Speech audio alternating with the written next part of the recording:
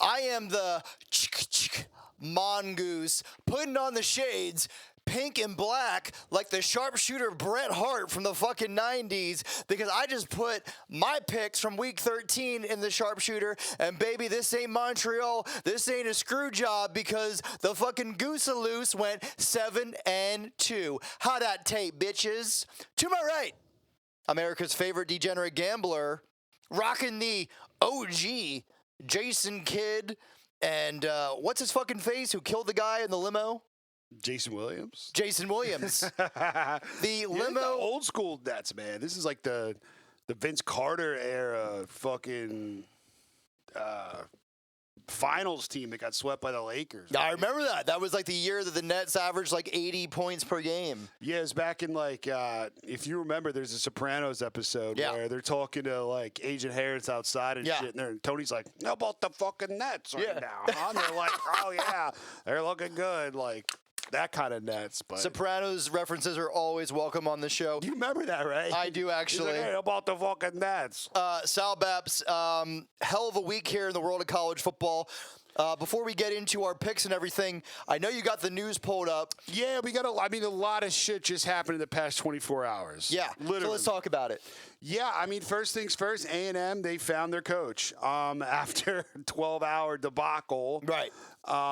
With Stoops, they're going to roll with Duke's boy Elko, which we've talked about literally on the show every week. The number one pick that I told them that they had to go with was Mike Elko. For me, if I'm an AD in the United States of America in the year 2023 and I can't get Kirby Smart or Saban, I'm going to go after Mike Elko or Lance Leopold. Well, it's a different year this year. There's no big, real sexy names out there. You know what I mean? Like, there's no Lane Kiffin's available. There's no. I would take Elko over Lane Kiffin.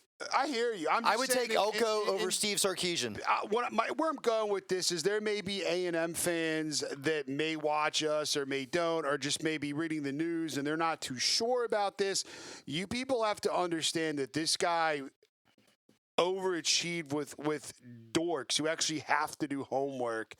And literally, Riley Leonard, the day after that huge win, his professor was like, no extension on your homework. Tough shit. Yeah, this is the SEC. He's going to get a lot more wiggle room. Even though it's a military school, they still love their football team, and those football players are always going to get extra days to do their work. Look, man, this is the best they can do. This is the best hire so far. It is. It's the best one out there. What else do we got? What happened to Mark Stoops, though? That for literally 12 hours... It seems like the negotiations with Elko probably went not the way they wanted it, and they just kind of made a settle. Right. Like, okay, well, we'll just settle with Stoops. And then the probably the agents kind of, maybe said, hey, look, a little bit more money, we'll do it. He did it. I would say also probably the A&M fan base just went batshit crazy. Yeah, dude, you've talked about on this show, dude. Like that fan base is so underratedly rabid, man. Wild. Like they're rabid, and people think of teams down there in the South, but man, A&M brings the heat, dude. They're not going to be fucking cool with just like some weak ass soft cock hire, dude. They want someone who's a proven winner. They got it. So that's one down. Let's go just south of A&M, College Station, Texas, the great state of Tejas, and let's go down to one of my favorite cities, the city of golden blonde whores, produced Farrah Fawcett, many a big boobed blonde women, many good rappers. Mike Jones, Bun B, the whole UGK gang. Also, kind of Lil Wayne. Like after Katrina, a lot of people from New Orleans moved to Houston. Houston, also not settling for shit. Rightfully so, got rid of Dana Holgorsen. The right move, dude. They weren't going anywhere. They were stuck in like a purgatory state. This is kind of what Dana's history is, man. He'll win a little bit for you, never really get you over the hump, keep you in the game, and then eventually we'll have a 4-8 year, and it just gets sour. He runs his course. Good football coach, not a great football coach. Is he a good football coach? He's a good coach. He's not a great coach. He's a C+ coach. Come on, he's a C+ coach. He should be the coach at fucking Colorado State. I agree. And he might be. I mean, True. We'll see what happens. But once again, great move by Houston to not settle for this. And they love their football down there in Texas, man. They're not going to settle for bullshit. Yeah. They're going to make moves here. Do you see that Pennsylvania? Do you see that Penn State? Even Pitt. I saw that Pat Narduzzi fired his offensive coordinator today. What was it, a couple years after winning the ACC, after Kenny Pickett became a first-round draft pick. And this hometown Steelers quarterback. This homo old-school defensive coordinator fires offensive coordinator because they pass the ball too much. Well, you know what? Good. Eat your dog shit sandwich, Narduzzi. This firing, it wasn't his fault. This is you, okay? This is all you. It's if all on anybody should have got fired, it's Narduzzi. And fire James Franklin already.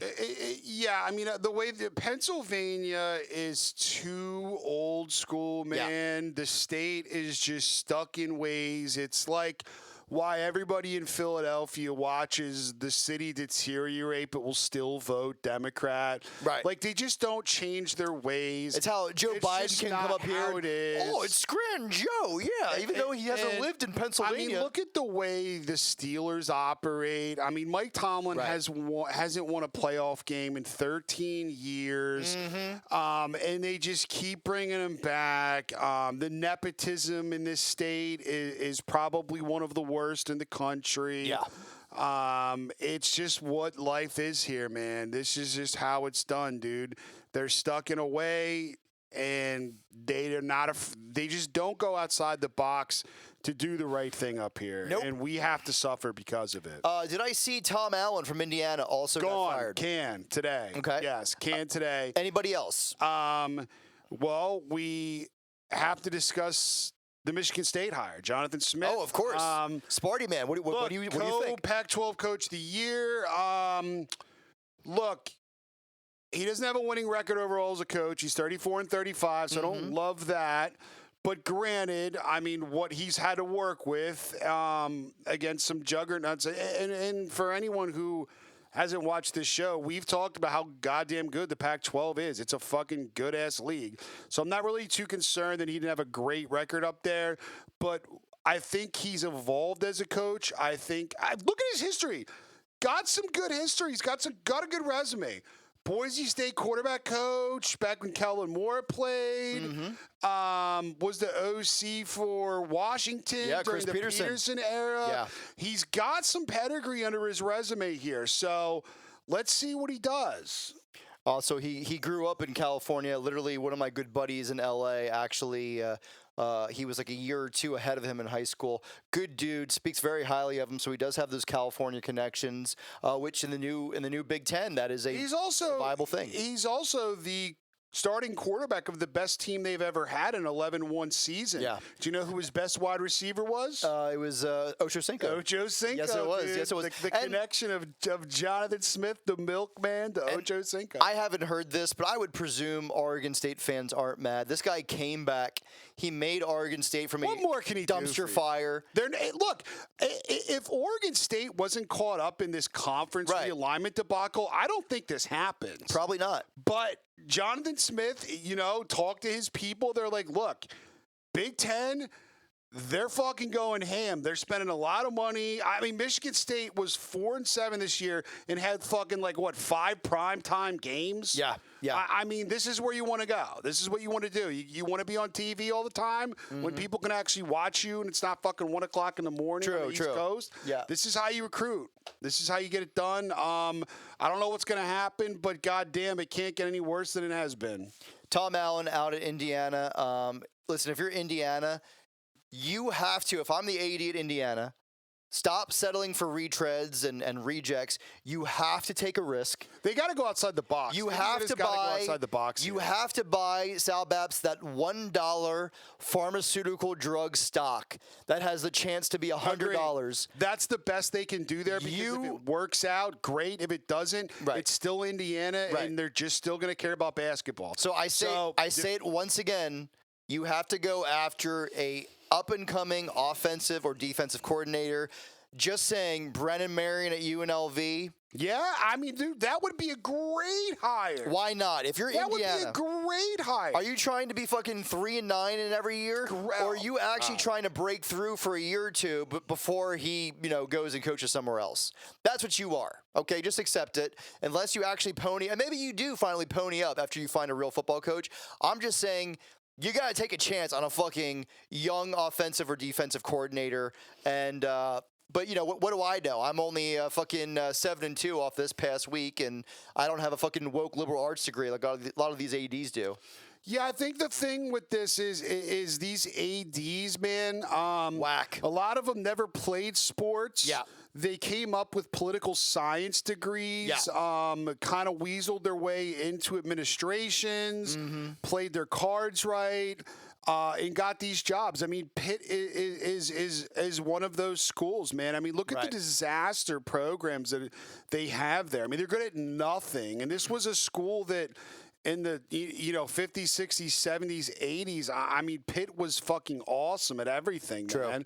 I mean, this is before, this was back when ADs actually had to earn their positions. It was not given.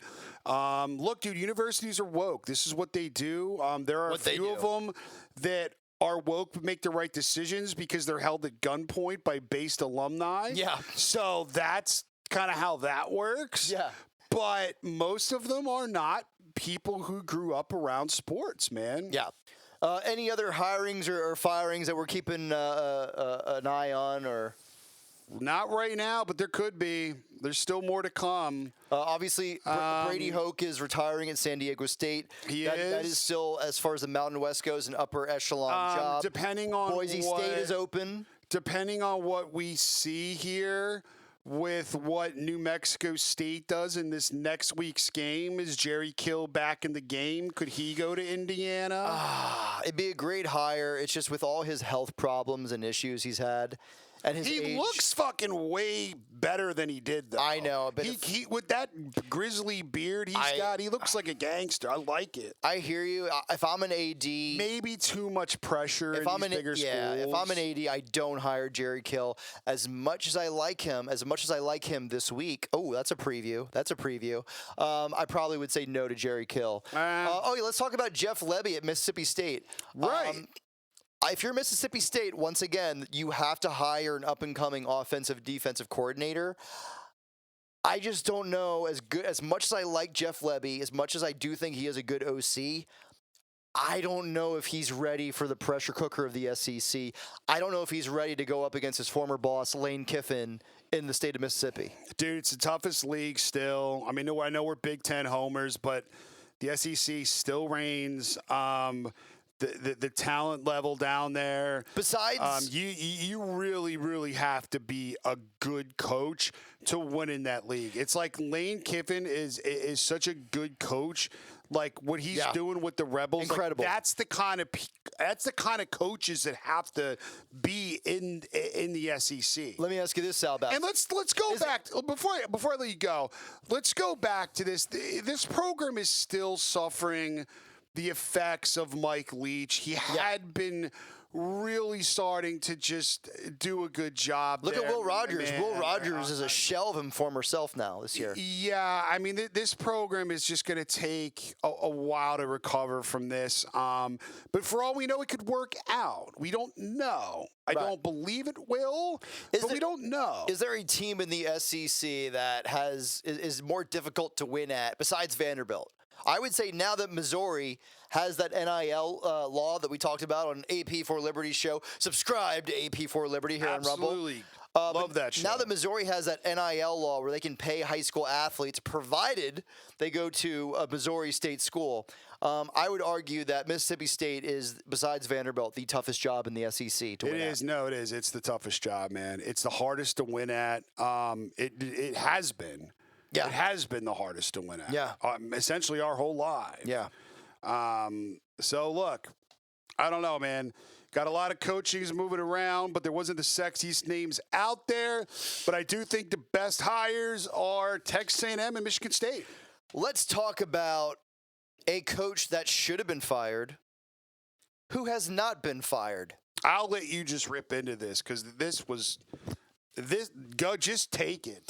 Just take it. Billy Napier at the University of Florida has now cost me $52,000. Sal Baps, you remember last year, the infamous week 1 we've talked about many times. If you're new to the show, I had several parlays totaling about $47,000. All I needed was Utah money line. You remember this was the Cam Rising game in the swamp on the 3-yard line where they threw the pick. All I needed was Utah money line to win $47,000. Well, Sal Baps, that was one of the worst days of my life, by the way. I collapsed when it happened. The worst day of my life. I collapsed on the ground. The worst day of my life. Yet again, Billy Napier cost me $5,000 last night. As I said, Mr. Goose here went 7-2, guaranteed to have a winning record, by the way, for the fucking year, Sal Baps. 7-2 this weekend. Oh yeah, in your face. All I needed on a particular parlay, 5-legger, was Kansas -6.5. They fucking rolled. Thank you, Lance Leopold. When he has, anything besides a cripple at quarterback, he is guaranteed to fucking cover.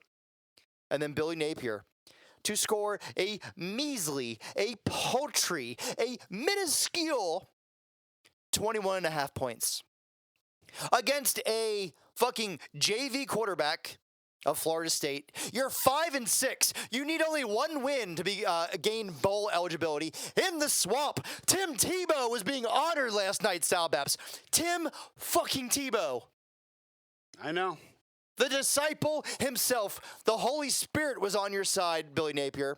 You scored 12 points in the first half. You got a safety, a gift from God if I ever saw one. 12 points at half. You scored 3 points in the second half, Billy Napier.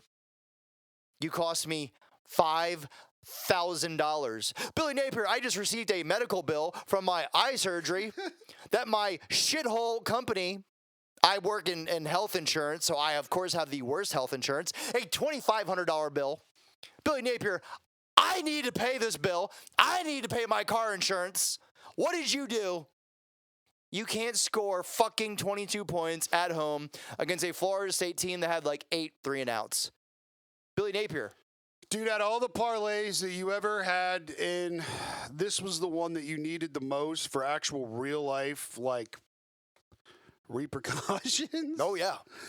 The other one that we had for like 50 grand last year, or whatever that was 2 years ago, that would have been fucking hilarious money. But right. This one, like, I mean, it's hard to argue that Billy Napier is a good coach, man. I mean, we talk about his recruitment.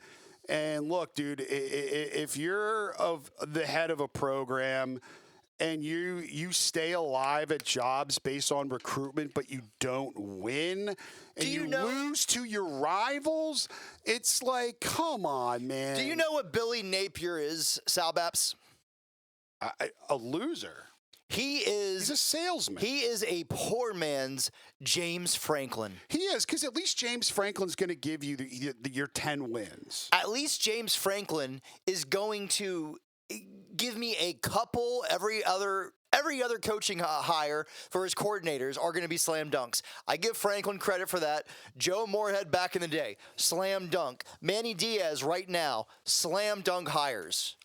Oh, what the fuck can Billy Napier do? Dude, we didn't even bring up Manny Diaz, dude. That guy should be in the conversation for some of these jobs, and he wasn't. He should. That's fucking bullshit. Yeah. I do have breaking news for you on the show. I did just receive a text message that's just happened. You may know about this already. Nick Singleton has committed that he is staying at Penn State. I saw that. Committed to James Franklin, which just shows you the level of Don Draper Mad Men level salesman that James Franklin is. Right, which Billy Napier probably does not possess either. And I also do get, as bad as a offensive meddler as James Franklin is, Billy Napier is worse. Let's not forget he once got fired by fucking Dabo Sweeney at Clemson as the offensive coordinator there at Clemson. This guy literally can run nothing more than a glorified wishbone offense. Even when he had Anthony Richardson, he couldn't do shit. Dude, Anthony Richardson went 4th overall in the draft, and the fucking team was 4-7. Like, that's how whack Napier is. They were 6-7, but yeah. But still. Yeah. I don't know. Billy Napier, you are officially on my shit list I am officially nominating you for the FFCC Fake Fucking Coaches Club. Sal Baps. Oh, he's in. He's absolutely in. His seat better be warm. Dude, if James Franklin's in, this motherfucker's in. Yeah, absolutely in. This guy's in. So let's get into the bright side of the weekend. There is none for me monetarily. Unfortunately, I only did parlays this weekend. But however, you had a great card. I had a great card. I am now going to have an officially winning record for the year because they went 7-2. Kansas -6.5 covered with ease. Like I said, Lance Leopold, Jason Bean. I knew he was playing quarterback. Oh, by the way, Jalen Daniels is coming back next year for Kansas. Provided his back holds up, Kansas top 10 team. I don't know about top 10, but definitely top 16, 17. I don't know if they have the AP has the balls to put them that high. Okay, no, I'm not talking about. I'm saying Vegas power rankings, top 10 team Kansas. We'll do that with a healthy Jalen Daniels. What's their ATS record? I mean, they're a profitable football team. Oh fuck yeah, they are. So yeah. Missouri -8.5. Rolled fucking Arkansas. Rolled. Michigan, Ohio State over once again hits. Guys, this is what happens every year. That game always goes over. It always look at the past scores. Okay, I was talking for 10 years. I was talking to a buddy about this. I said, he was like, "What do you think of the game?" You know, I was like, "Dude, every year this game goes over. Every year, because there's so much talent on that field in both of those games. And like it can't go on. There's no team that can challenge them in the Big Ten. So they hold back on shit the entire year. They pace. They literally pace themselves for this. Michigan threw the ball like 8 times against Penn State. And everyone's like, oh, you know, J.J. McCarthy can't throw the ball. He's actually incredibly accurate. There's a difference between he hasn't, especially on the run, and he can't. He didn't throw the ball that game. He didn't need to. He didn't need to, exactly. So that game absolutely rolled as per the usual. And then UCF, Sal Baps, covers by the hook. They beat Houston 27-13. Gotta love those fucking hook covers. I am Captain Hook. Yeah. That's the. I was gonna come up with a cool pirate joke, but I just didn't know what to say, so I figured you would say it anyways. Yeah, I feel like mine would have been better. Yeah, but. probably. I was trying to do the mankind, Mr. Sacco. Remember that? That was. Of course, I remember that. That's my Captain Hook. If you can't name me OG WWF wrestlers and their special moves, I don't respect you as a man. By the way, CM Punk returned to the WWE last night. That's how bad shit's getting for them. I'm actually gonna watch WWE tomorrow night just to see what that fucking looks like. And then Colorado State on the road in Hawaii gets rolled. They didn't get rolled, but they lost to Hawaii. I know. Hawaii's been fucking us. They actually have been. Colorado State needed that game for bowl eligibility. I thought this was a slam dunk. Absolutely not. They lose. No one can play there, dude, because you go down there and it's like you're on this fucking island. There's all these chicks. There's all this shit to do. It's like, why you can't play a football game because you're on vacation. I mean, there is something to be said for that. And they should have one of the best. Hawaii should be disgusting. They should. The home. They have been. Jones. The home field advantage that they get from playing there is better than anything. It really is, dude. It is, but as we've talked about before in the show, their home record is actually worse than their away record. So bizarre. Nevertheless, they have been playing good. Credit to Chimmy Chang there. So I lose Colorado State, and then obviously I lost to Florida over 21.5. But that's a bullshit loss. LSU over 39.5. It hit by a couple points. It rolled in the second half. First half, A&M played good defense. I knew Jaden Daniels going for the Heisman. This was one of my more confident plays. I knew Brian Kelly would try to run up the score any way he could, and that hit. San Jose State team total. I told you, San Jose State, the most fearsome team in the Mountain West right now. They got fucked here because of the stupid fucking computer BCS type system the Mountain West has.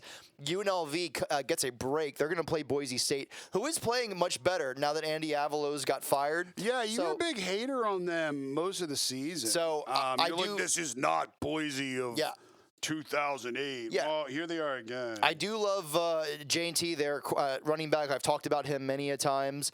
But San Jose State is the best team in the Mountain West right now. And then finally, Arizona, Sal Babs. Roll! Over 30.5. How disrespectful was that for Vegas? Arizona's been getting disrespected all year. They have been, and they've been covering all year. And they hit that over literally in the second quarter. Yeah, Arizona was one of my plays. So, Sal Babs, go into your card here. We started off 2-0. We had Penn State. We hit. Yeah, you got the Penn State minus 21. We had the Oregon play that hit. We had the Arizona play that hit. Yep. Bama did not hit. Bama did not hit. Jacksonville State fucked us. Jacksonville State fucked us. Miami of Ohio, which is a top 10 ATS team in the country, fucked me. Kansas State is terrible. And what's the other? Clemson covered. Yeah.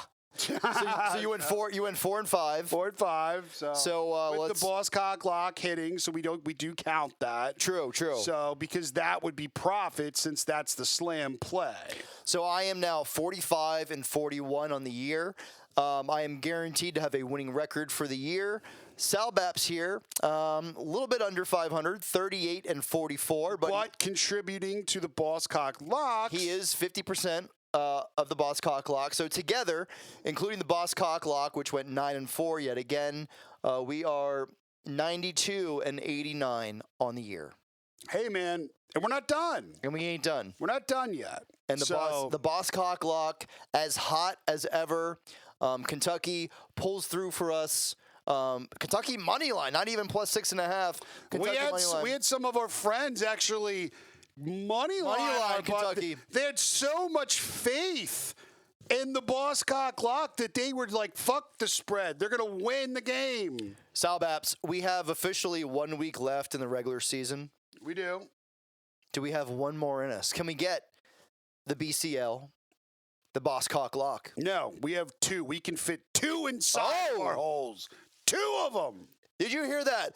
Double penetration BCLs in your butt. We are having 2 Lexington Steel sized BBCs up your Bonnie Rodden butthole.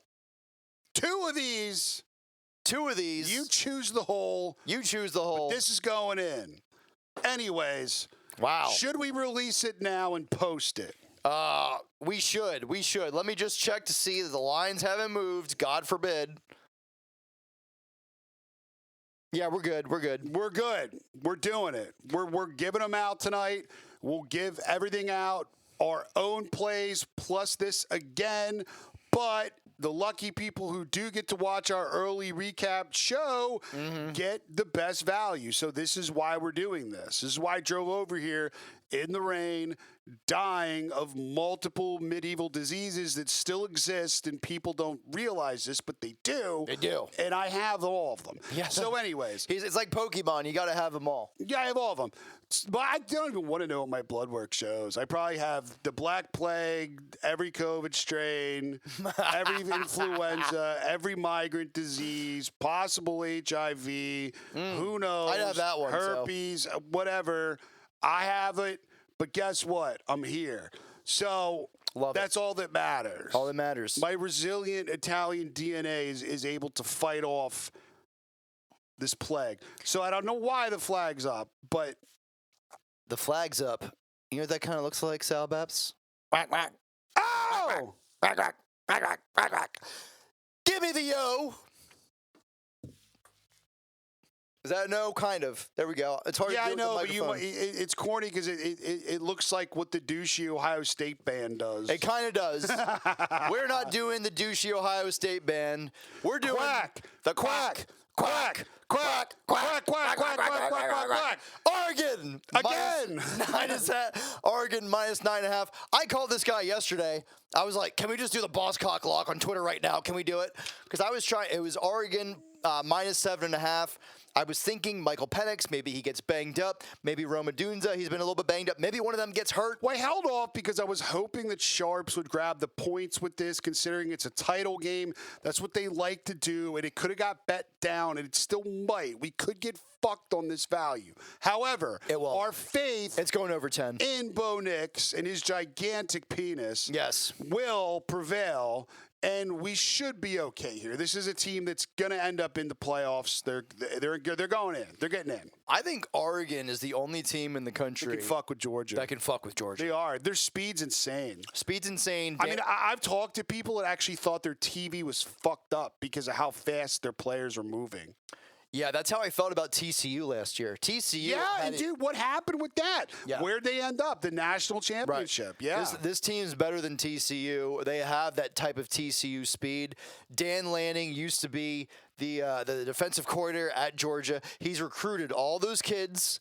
He knows how to beat those SEC teams. He knows those kids, as good as anyone, not on the Georgia staff right now.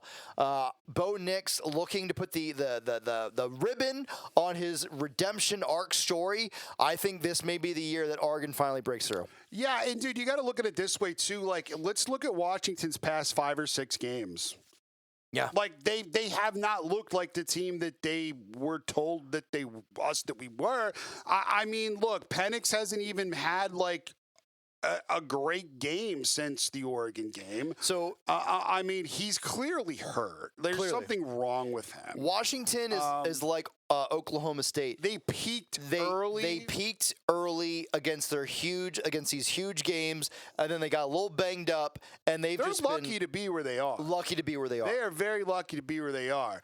So, we're going to roll with Oregon to blow out Washington. Look, the Pac-12 title game, if we look at the past couple years, they've been blowouts. Last year, Utah blew out USC. They're not usually close games. One team usually smokes the other one. So we're going to roll with Oregon, and let's give them the next one. And I just want to say, too, if Oregon, if I'm Dan Lanning, I absolutely want to blow out Washington. They have to. This is why this is the lock.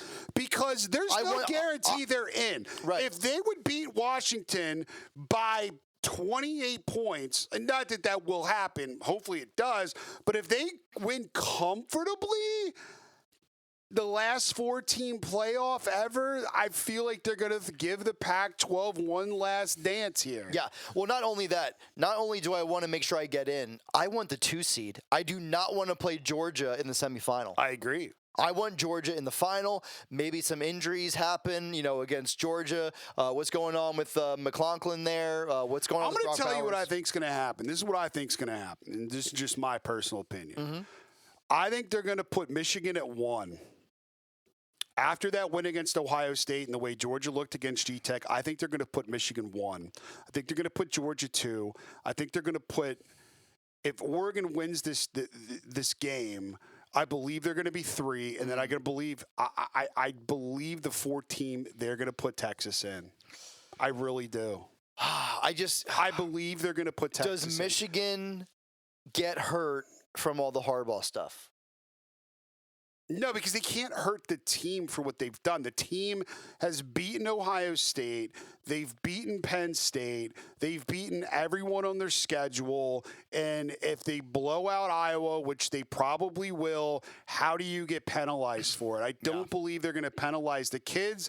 And plus, the coach that did all this is a minority, and you know what that means to, like, the AP and the committee. They're going to be like, oh, look at this lit progressive guy. Right. He did it. Even though the guy's base and he's, like, a conservative Christian and was, like, shouting out Jesus for how he won these games. Yeah. And they try to change the subject, like, right away. They're like, no, wait, actually, no. Let's talk about J.J. McCarthy. So, anyways, yeah, I mean, that's my opinion. But if you're Oregon, you don't want that. You want Georgia at 1. You don't want to see them right away. You're better off playing Michigan.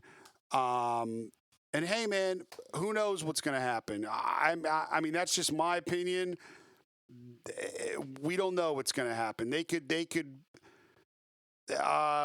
I mean, Georgia could look like shit against Bama. I mean, Bama plays to the level of competition. Right. That's what they do. I mean, people talk about like, oh, you know, the Auburn game. Well, this is what Bama does. They play to the level of comp.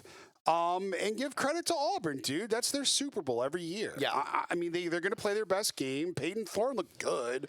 By the way, you were telling me earlier that this kid had like 7,000 on Auburn money line. He cashed out right before that 4th and 21 play. Yeah, plus 650, had like 7,000 on it, and they were up, and basically 4th down and 31 means, you know, the game's essentially over. Right. And instead of taking all of the money, he said, you know what, I'll just take this 60 grand just in case something gay happens. And it did. And good for that guy. Pigs get fat, hogs get slaughtered. Very valuable lesson. I would have done it. I would have done it too. I would have cashed the fuck out. I'll take 60 grand right now. Are you nuts? I had my first cash out a couple of weeks ago. I'm very proud of a similar moment. Not nearly as much money, of course, but I am starting to learn because of my thousands of times I've lost big money in the stock market. Any casino is offering you any money, you just take it. Just take it. Just take it. You have to just take it. Speaking of just taking it, our second boss cock lock, Sal Baps.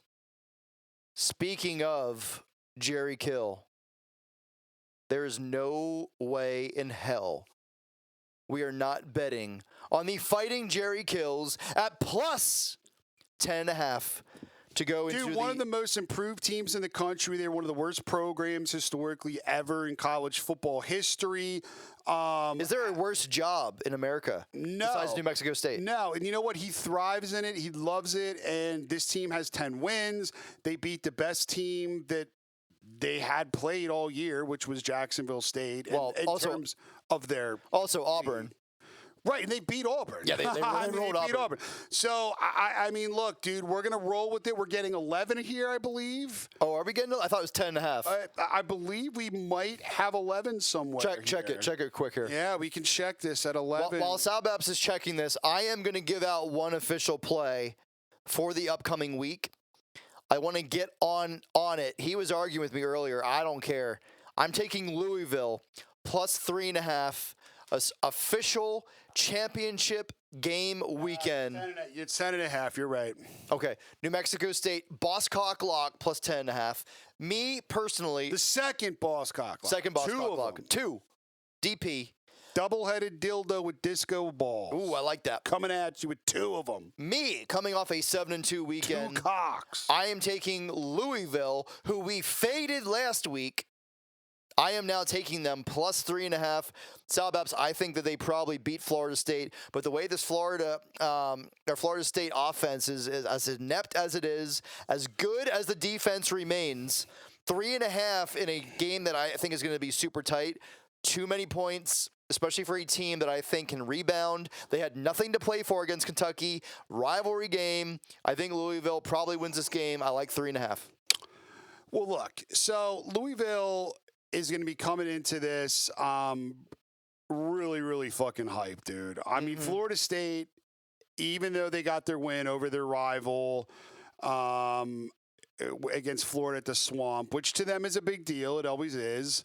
I do think that there's got to be some kind of just deflation there with Travis out. And, I mean, Louisville's going to be coming into that game with way more juice. By the way, I personally don't like it. You like it. I'm going to lay off of it. But I can't argue your point here because that game against Kentucky really didn't matter.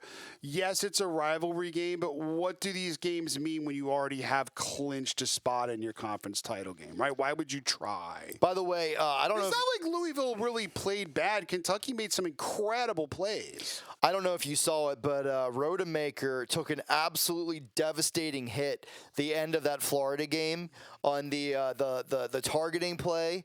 So we'll see how he's feeling this week. But that was a pretty fucking vicious hit. Either way, I like 3.5.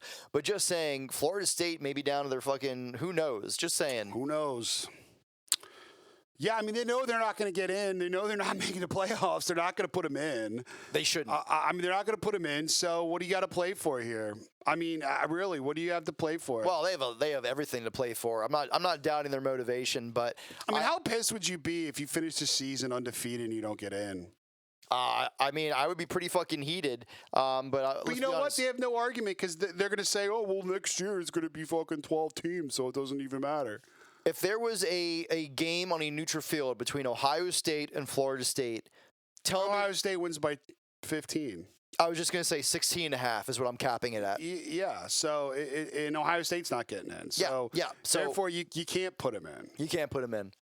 So, I don't know. But we put them in. We put in those picks. The double penetration, Boss Cock Locks. We'll get them up tonight. Get him up tonight. And we'll get up his Louisville plus bet, 3.5. And we'll see you on Tuesday night. See you on Tuesday night. Like and subscribe to the channel.